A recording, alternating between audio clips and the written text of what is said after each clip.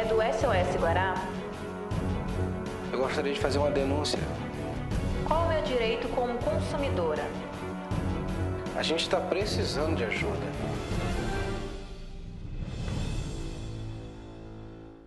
Olá, bom dia! A equipe do SOS Guará voltou a algumas ruas do bairro do Turu que foram denunciadas aqui no programa para ver o estado em que elas se encontram. O que constatamos na matéria é que nunca foi feito nada nas ruas Capitão Calixto e Rua da União. A comunidade denuncia que o local, que já era ruim, agora está pior. Depois de várias solicitações à Prefeitura de São Luís, as ruas da União e Capitão Calixto, no bairro do Turu, continuam intrafegáveis. Os buracos são inúmeros, lama e lixo estão por toda parte. É horrível. Aqui todo dia é caminho, né? De passar e todo dia. O carro fica tem que estar mandando fazer balancear e direto, porque senão é horrível. Não está intrafegável isso aqui. Quem mora no local tem dificuldade de entrar em casa. Rapaz, aqui é muito complicado. Eu moro aqui em frente e a gente tem que fazer o retorno lá em cima para fazer uma volta porque não pode passar, né? Sendo que a trajetória aqui é mais rápida chegar em casa, né? Certo. Complicadíssimo. Aqui meu carro já quebrou várias vezes. Eu gastei tanto com carro, com manutenção de um carro aqui. É difícil, difícil mesmo. Quando chove aqui fica alagado, parece um rio aqui. É difícil demais, viu? Os moradores reclamam que pagam impostos caros e não têm retorno algum. Eles só sabem cobrar IPVA, IPTU, essas coisas eles são muito bons para cobrar. É só o sugador do sangue dessa população que trabalha o dia inteiro para pagar imposto para essa gente. Rapaz, tu não vê nada em troca, rapaz. Isso é brincadeira, rapaz. Segundo a Prefeitura de São Luís, o processo de licitação para o asfaltamento das ruas da capital ainda não foi concluído. E, enquanto isso, somente equipes de emergência estão trabalhando nas principais avenidas de São Luís. Mesmo assim, Fernando não vê esse trabalho e reclama das condições das vias da capital. Nós estamos vivendo, né, hoje numa sociedade totalmente, né, assim, onde políticos, né, não estão se interessando, né, eles são eleitos e na hora de mostrar, né, o seu trabalho, a população vê aí, né. Então, desejar mesmo. Os impostos que nós pagamos, IPVA, IPTU, para onde vão? Rapaz, isso aqui não tá difícil não, aqui tá péssimo, rapaz. Deus me livre, rapaz. Eu sou acostumado a andar em outros capital do país, mas aqui a nossa, infelizmente, ele envergonha a gente ser maranhense, viu? Tem hora, te juro por Deus, só é voltado com esses políticos estão aí. É só o sugador do sangue dessa população que trabalha o dia inteiro para pagar imposto para essa gente, rapaz. Tu não vê nada em troca, rapaz. Isso é brincadeira, rapaz. O programa Brasil Transparente completa 6 meses com baixo índice de adesão. Lançado pela Controladoria Geral da União em janeiro de 2013, visa auxiliar os gestores a cumprir a lei de acesso à informação. No Maranhão, apenas 15 dos 217 municípios aderiram ao programa Brasil Transparente. Número considerado baixo se comparado aos outros estados nordestinos como Paraíba, Pernambuco, Ceará e Rio Grande do Norte. O excesso de velocidade é uma das principais causas de acidentes de trânsito. Na Avenida Litorânea, que é considerada a rota de fuga dos engarrafamentos, é fácil registrar os excessos cometidos pelos condutores de veículos em São Luís. Veja na reportagem de Elinalva Cardoso. Apesar das placas indicando o limite de velocidade e das barreiras eletrônicas em alguns pontos da via, os motoristas insistem em desobedecer à sinalização. E o resultado são acidentes graves como os atropelamentos. Na manhã da última quinta-feira, uma criança de 6 anos foi atropelada neste trecho da Avenida Litorânea. Um dos motivos apontados para um acidente como este é o fluxo de veículos no local, que tem aumentado nos últimos meses. Este guardador de carros testemunhou o acidente. A velocidade deles aqui é demais. Aqui eles não estão respeitando, não. Está parecendo mais uma pista de corrida aqui, né? Não uma praia. O número de carros é intenso na Litorânea, principalmente entre as 7 e as 9 horas da manhã. A Avenida da Orla Marítima de São Luís tem sido usada para fugir dos longos engarrafamentos na Avenida dos Holandeses e estaria contribuindo para o excesso de carros no local. Motoristas aqui a 100, 120, não é possível, né? Tem uma placa bem ali de 60 e ninguém obedece. Pelo fato de ser da avenida principal ali, está muito congestionada e acaba todo mundo descendo por aqui nos horários de pico é muito intenso aqui o trânsito. Entram em vigor hoje as resoluções 4.196 e 4.197 do Banco Central. Aprovadas em março pelo Conselho Monetário Nacional, estas novas regras têm como objetivo aumentar a transparência das informações na contratação de serviços bancários. O consumidor que tiver dúvidas ou quiser fazer uma reclamação pode procurar o PROCON ou ligar para 151. E se você tiver alguma denúncia, ligue para a gente 3194-1980, 9194-6774 ou envie um e-mail para sosguará@tvguará.com. E você vai ver no próximo bloco que está crescendo o número de falsos sequestros em São Luís. Você vai ver também dicas de como evitar esse crime depois do intervalo. A gente volta já já.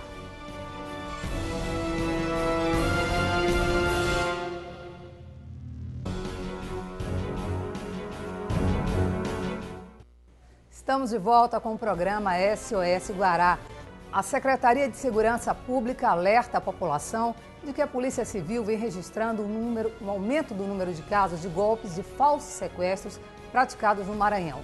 Os criminosos fingem estar com um suposto parente da vítima e pedem um resgate, em média, de R$10 mil para liberar o refém, que não existe.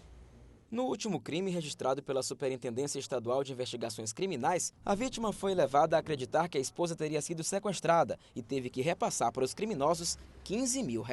Após o anúncio do sequestro, a vítima foi obrigada a se encontrar com um dos sequestradores que estava em uma moto aqui na Avenida dos Holandeses. Eles seguiram em direção a um lugar pouco movimentado e o entregou cerca de R$10 mil.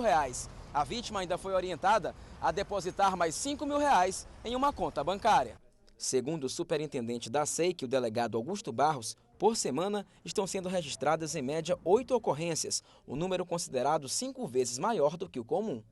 É uma nova onda, né? Esse é um crime periódico que vem acontecendo de tempos em tempos com maior incidência ou menor incidência. Então nós vivemos agora uma nova onda, né, de crimes, desse tipo de crime de extorsão por telefone. Com o crescimento no número de ocorrências, a polícia tem reforçado as investigações como forma de encontrar os criminosos, que geralmente são presidiários e comparsas de outros estados. Na prática, nós temos tentado identificar os beneficiários desses depósitos que são feitos após essas extorsões e vinculá-los aos indivíduos que estão efetivamente realizando as extorsões por telefone, que normalmente são presidiários que estão custodiados no estado do Rio de Janeiro. Diante da ousadia dos criminosos, é preciso ter cautela para não cair no golpe. Então, recomendamos extremamente que a família discuta entre si, recomendo cautela e sigilo nas informações da rotina familiar, nas informações dos indivíduos que moram naquela residência. Recomendo calma se você já estiver atendendo uma ligação daquela, que você tente efetivamente localizar a pessoa que estaria sequestrada, talvez através de um terceiro, mas sem atender imediatamente o pedido. E a campanha de vacinação contra a paralisia infantil foi prorrogada. O prazo encerra na próxima sexta-feira, dia 5 de julho. Lembrando que essa vacina é indicada para crianças de 6 meses até 4 anos e 11 meses de idade. Em São Luís, foi atingida 84% da meta. Cerca de 8 mil crianças ainda devem ser imunizadas na capital. A segunda vara da família de São Luís realizou mais uma série de audiências do projeto Reconhecer é Amar. O objetivo do projeto, criado pela Corregedoria Geral de Justiça do Maranhão, é incentivar os pais a reconhecerem a paternidade dos filhos sem a necessidade de um processo judicial.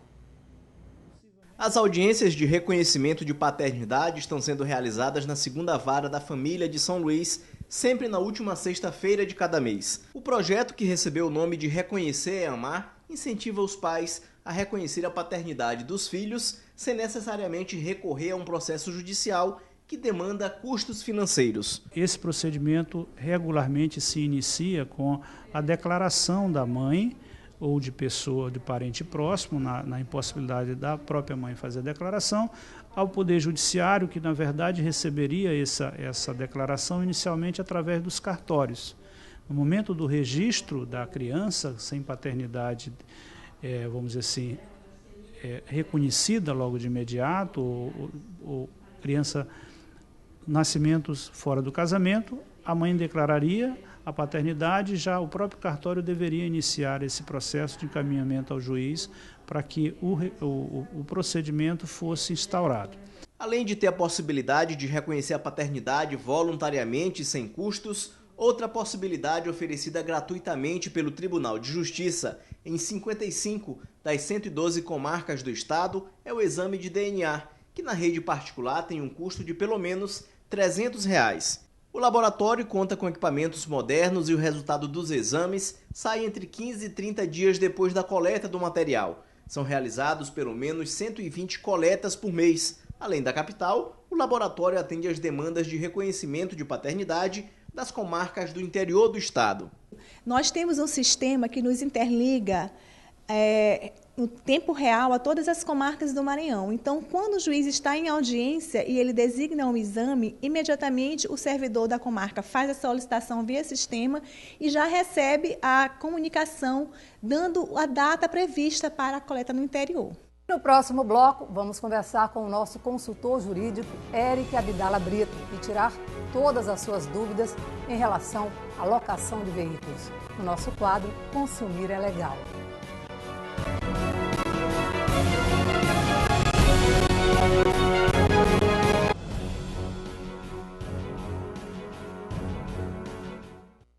Estamos de volta para o terceiro e último bloco do programa SOS Guará. As férias estão chegando e os consumidores vão viajar e, ao chegar aos seus destinos, podem querer alugar um carro para passear. Mas é preciso ter cuidado para não cair nas armadilhas dos contratos de locação de veículos. O primeiro passo é pesquisar bastante, pois os preços não são tabelados e os valores variam muito de uma empresa para outra. Além disso, nem sempre taxas e seguros estão incluídos nos preços informados, o que pode ser considerado propaganda enganosa. Para falar sobre este assunto e para tirar todas as suas dúvidas, nós temos hoje o quadro Consumir é Legal, nosso quadro que acontece toda segunda-feira, nesta série especial de férias com o advogado Eric Abdala Brito.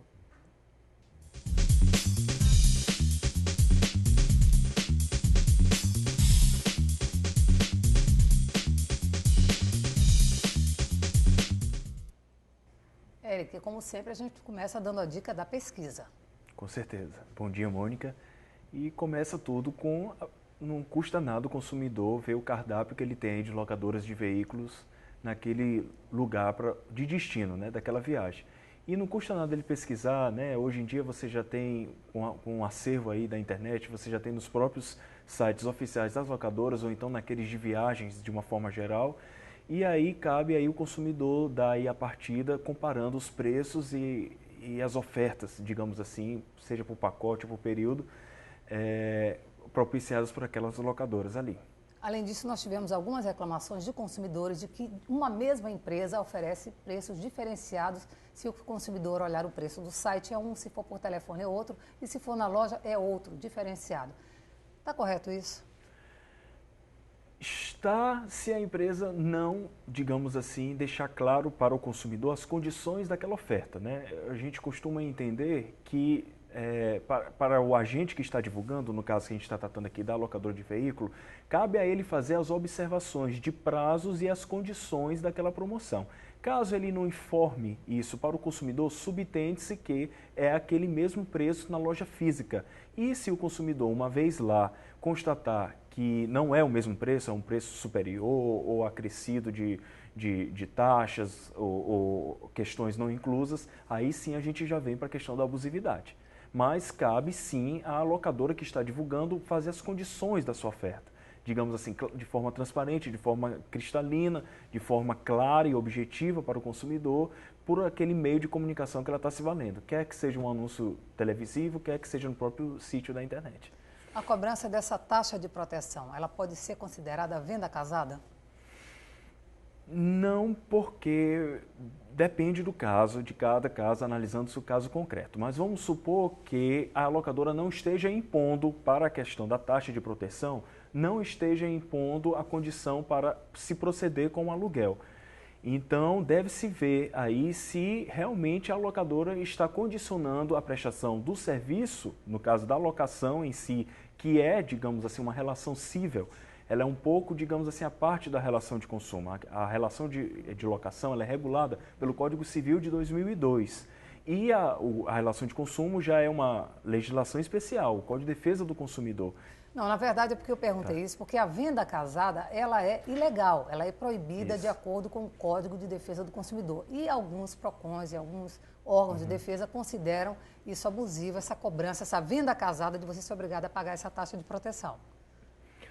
Bom, Mônica, você não pode realmente condicionar a locação a essa taxa de proteção, tá certo? Porém, isso realmente pode ser considerado abusivo. O contrato não pode ser esbarrado aí numa única taxa. Tem que ter essa flexibilidade na questão da oferta, da proposta de locação por parte da locadora. Agora, é bem verdade que se procedido por parte da locadora de forma transparente, objetiva e clara ao locatário, aquele que está querendo, que está viajando, que está querendo locar o veículo, e ele aceite de forma expressa aquela taxa, então eu não vejo, nós não olhamos aí qualquer tipo de abusividade. Uma vez que a gente enxerga a relação de locação como uma relação mais cível, mais regulada pelo Código Civil de 2002, ao passo que essa proteção, digamos assim, da relação de consumo, ela tem um certo limite perante a relação de locação. Alguns consumidores também reclamaram da cobrança de um valor calção em média de R$600.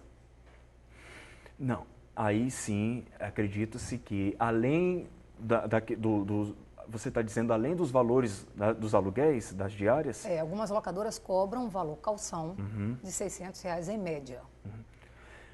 Bom, isso é legal? Não é legal, tá certo, mas muitas locadoras condicionam, aí eu já lhe digo que muitas locadoras condicionam o pagamento dos aluguéis pelo cartão de crédito, justamente porque elas querem os dados daquele cartão de crédito, caso o locatário, nesse período em que ele estiver na posse e no controle, na direção do bem, caso ele cometa alguma infração de trânsito e caso chegue, digamos assim, a locadora, que é a priori a proprietária do veículo, alguma multa, algum auto de infração ou algo parecido, ela possa debitar do próprio cartão de crédito que ela tirou cópia ou arquivou do seu locatário, já que foi ele que cometeu a infração. E também a locadora pode cobrar uma multa diária se você não fizer o cancelamento da reserva? Não, isso aí é completamente, realmente abusivo. O que ela pode dizer é impor as condições da reserva, a validade da reserva, até tal data, até tal hora. Ela não tem condição, ela não pode, seria uma atitude ilícita impor essa multa.